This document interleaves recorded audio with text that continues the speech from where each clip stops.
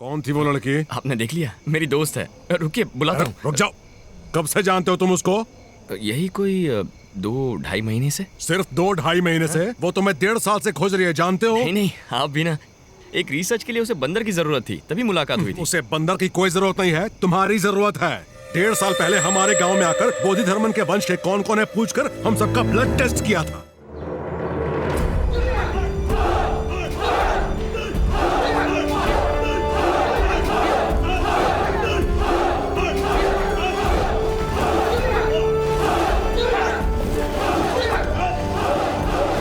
आज भी चाइना में बहुत सी जगहों पर बोधि धर्मन के बनाए हुए मंदिरों में उनकी पूजा की जाती है।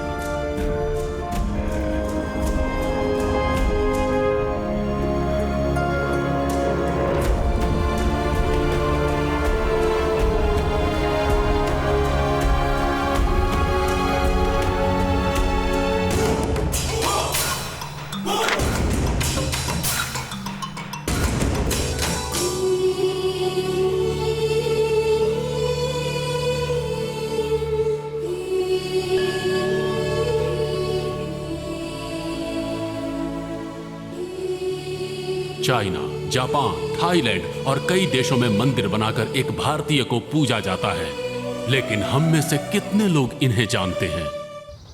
मैंने तो नहीं सुना। बोधि धर्मन? ये नाम भी नहीं सुना। कभी सुना नहीं। सॉरी, नहीं जानती हूँ। No idea. Oh, Damu, yeah, I know him. Kung Fu master, right? I love him. Yes, I know Bodhi Daman. He's son of king in South India. नहीं पता। I know Damu master. He come from India. बोधि धर्मन, ये नाम ही मैं पहली बार सुन रही हूँ। Sorry, मुझे नहीं मालूम। हमारे देश से गई हुई और भूली हुई इस कला को कोई हमारे ही विरुद्ध इस्तेमाल करेगा तो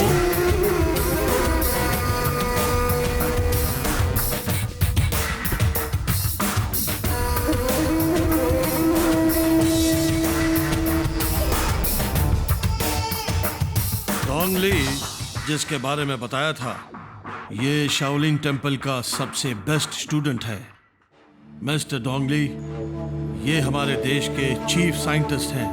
करीब 36 साइंटिस्ट ने 8 साल की मेहनत के बाद एक असाइनमेंट क्रिएट की है जिसका नाम है ऑपरेशन रेड। ये ऑपरेशन रेड इंडिया के खिलाफ है। अगर हम कामयाब हो जाते हैं तो 3 सालों में हम जो भी कहेंगे वही बन जाएगा लॉ इंडिया में। इंटरेस्टिंग। लेकिन एक लड़की की रिसर्च हम सब के लिए खतरा बन चुकी है। अगर उसकी रिसर्च कामयाब हो जाती है तो हमारा ऑपरेशन रेड किसी काम का नहीं रहेगा। इसलिए तुम इंडिया जाओगे, वहां उस लड़की को मारोगे और वापस आओगे। यह है तुम्हारी असाइनमेंट।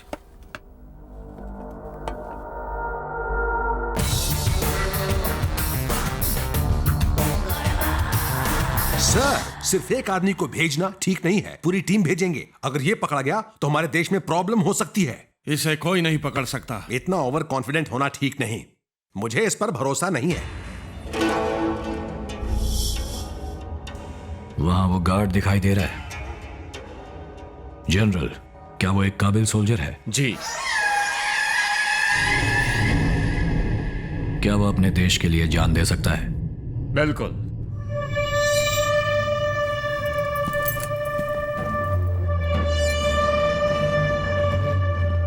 पर अब वो मेरे लिए जान देगा। क्या अब ठीक है सर?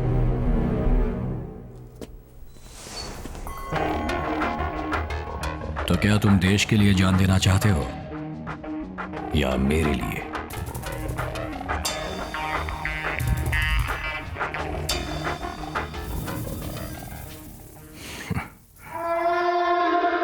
मैं बस एक बात जानना चाहता हूं, ऑपरेशन रेड है क्या? डोंग ली, तुम ही इसे शुरू करने वाले हो। जब तुम इंडिया पहुंच जाओगे अपने आप समझ जाओगे। तो मुझे इंडिया कब जाना है? आज ही।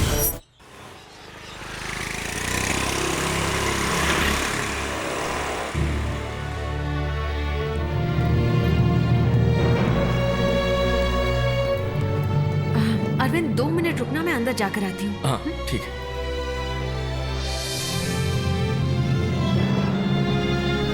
Hi uncle.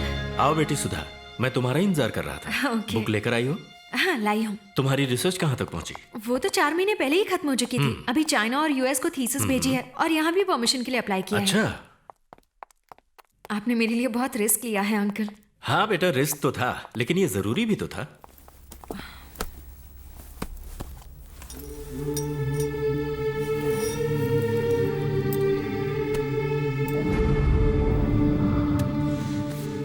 बुक आ गई, इतना काफी है, इसलिए अब कोई टेंशन मत लेना। ओके।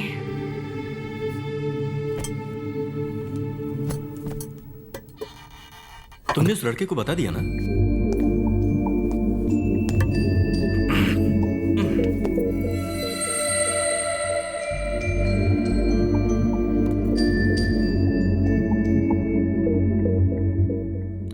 हाय।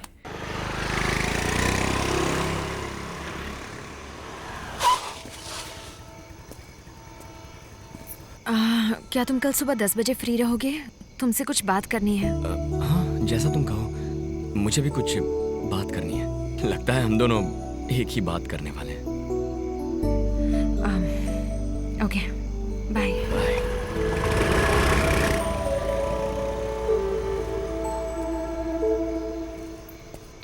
अरे चाचा। कौन थी वो लड़की? आपने देख लिया? मेरी दोस्त है। रुकिए बुलाता हूँ। रुक जाओ। कब से जानते हो तुम उसको? यही कोई 2-2.5 महीने से। सिर्फ 2-2.5 महीने से? वो तुम्हें 1.5 साल से खोज रही है, जानते हो? नहीं नहीं, आप भी ना। एक रिसर्च के लिए उसे बंदर की जरूरत थी, तभी मुलाकात हुई थी। उसे बंदर की कोई जरूरत नहीं है, तुम्हारी जरूरत है। 1.5 साल पहले हमारे गांव में आकर बोधि धर्मन के वंश के कौन कौन है पूछकर हम सबका ब्लड टेस्ट किया था। बोधि धर्मन और तुम्हारी फोटो को एक साथ रखकर तुम्हारा नाम क्या है, तुम कहाँ काम करते हो, ये सब पूछा था उसने। उसके बाद मैंने उसको दोबारा यहाँ देखा। हमें नहीं पहचानने का नाटक कर रही थी। वो बोली कि तुमको भी नहीं जानती। तुम्हारी चाची ने उसको पहचान लिया था और मुझे भी शक हुआ था। अभी देखा तो तुमको बाइक पर छोड़कर गई।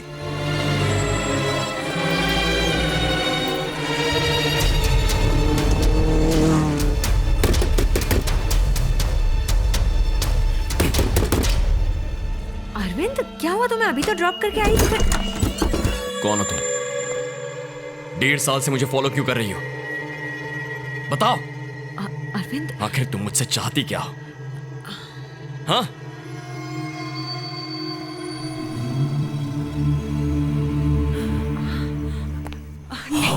अरविंद अरविंद प्लीज मेरी बात सुनो।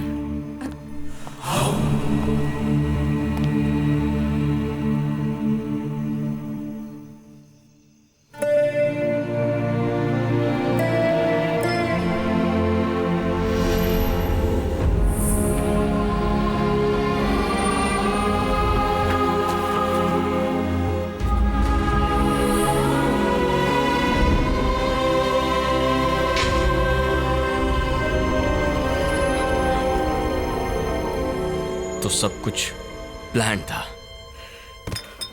प्लान बनाकर मुझे धोखा दिया। अरविंद मैं इसी बारे में तुमसे कल बात करने वाली थी। मैं एक रिसर्च कर रही हूँ। पागल था मैं तुम पर विश्वास किया। ये तेरे पीछे क्यों पड़ी है सबने पूछा मुझसे, लेकिन मेरे भेजे में बात घुसी ही नहीं। झूठ झूठ बस झूठ बोलती रही। मेरे जीते जी मेरा पोस्टमार्टम कर दिया। मैं तुम्हें सब कुछ पहले ही बताने वाली थी। क्या बताने वाली थी? ये चूहा, ये खरगोश, इन पर भी रिसर्च करती हो? देखो मैं तुम्हें सब कुछ समझाना चाहती थी, लेकिन तुम तो ये सोचने लगी कि मैं तुमसे प्यार करती हूँ। अगर मैं तुमसे कह देती कि मैं तुमसे प्यार नहीं करती तो तुम रिसर्च के लिए कभी राजी नहीं होते। इसी डर से मैंने तुम्हें अब तक कुछ नहीं बताया। सिर्फ थोड़ा सा हंस खेल लेने से प्यार नहीं हो जाता अरविंद। बकवास बंद करो। तुम मुझे ढूंढते हुए आई थी।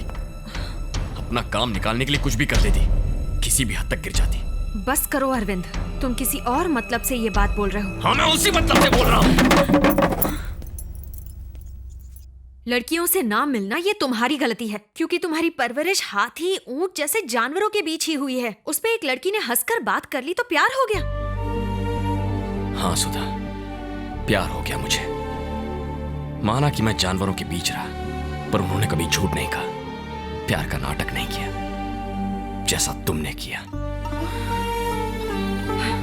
पता है तुम्हें, उन जानवरों से प्यार करना गलत नहीं था, पर तुमसे प्यार करके गलती कर दी। है ना? सही कहा। प्यार के अलावा तुम्हें पता भी क्या है? भाड़ में जाओ तुम और तुम्हारा प्यार।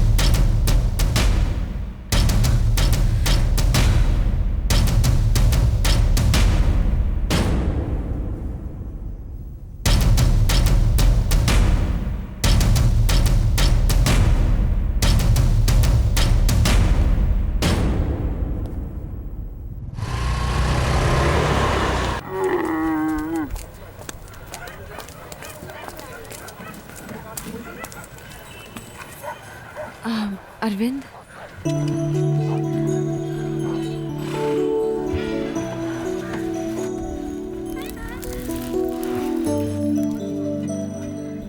मेरा पीछा नहीं छोड़ोगी? नहीं छोड़ सकती। सुनिए, ये बहुत उदास है। जब से आपके घर से आया इसे किसी चीज की होश ही नहीं है। 1 घंटे के लिए मेरे साथ चल सकते हो? हाँ, ऐसे ही प्यार में फंसाकर छोड़ दिया बेचारे को। हमारे अरविंद में क्या कमी है? बस अब चुप हो जाओ। प्लीज सिर्फ 1 घंटे के लिए चलो मेरे साथ। ए अरविंद, तुझे जाना चाहिए। आप गाड़ी के पास जाइए, मैं इसे भेजता हूँ।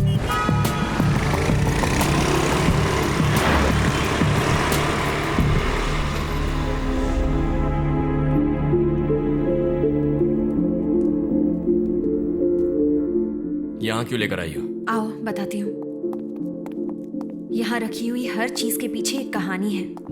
हम लोग इस देश के सच्चे नागरिक नहीं हैं। हजारों साल पहले इस देश को वीरता और सभ्यता जिन्होंने सिखाई थी, वही सच्चे नागरिक हैं।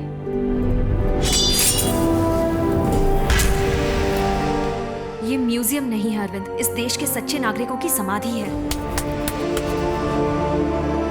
अगर मैं कहूँ कि आज की मॉडर्न साइंस की विद्या से वो लोग 500 साल आगे थे तो तुम विश्वास करोगे?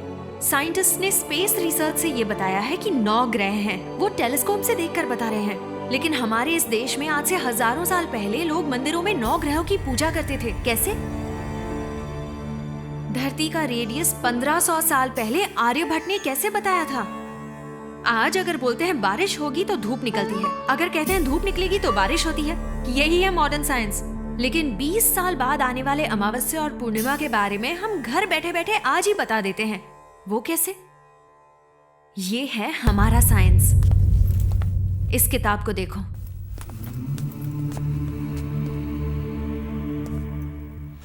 इस किताब का और मेरा कोई संबंध नहीं है, लेकिन तुम्हारा इस किताब के साथ संबंध है। पता है ये किताब किसने लिखी है? ग्रेट मास्टर बोधि धर्मन।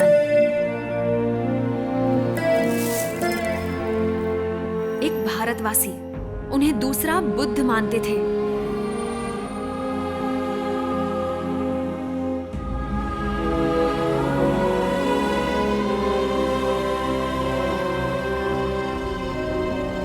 इस किताब में क्या है ये जानने से पहले तुम्हें कुछ और दिखाना है।